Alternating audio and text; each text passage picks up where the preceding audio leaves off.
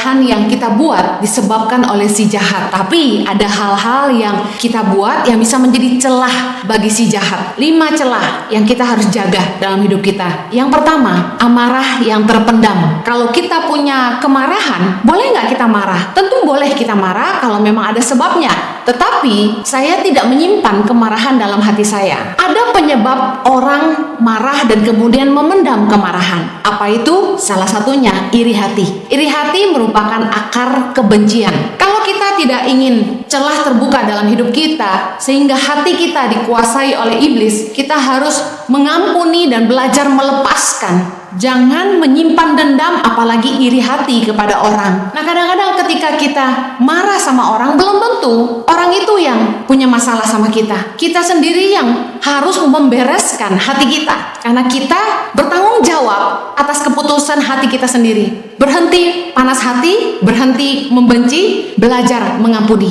Hal kedua yang menjadi celah bagi iblis adalah keserakahan. Orang yang tidak menjaga hati, tetapi cinta uang, berani mencuri, jelas akan dikuasai oleh roh jahat. Banyak orang yang kelihatannya selalu ada di rumah Tuhan, dekat dengan hamba-hamba Tuhan, bahkan mungkin pelayan Tuhan. Tapi kalau hatinya cinta uang, akan mudah dirasuk iblis. Hal ketiga yang membuat celah bagi iblis masuk dalam hidup kita adalah ketidaksehatian, unsettled problem. Celah yang keempat yang merupakan celah bagi iblis untuk masuk dalam hidup kita adalah keangkuhan. Kalau kita tidak mau ditunggangi oleh iblis, jangan sampai kita sombong, karena ketika kita mulai tinggi hati, iblis mulai pegang kendali. Celah yang kelima adalah kemunafikan. Ada orang-orang yang kelihatan baik di tengah-tengah jemaat.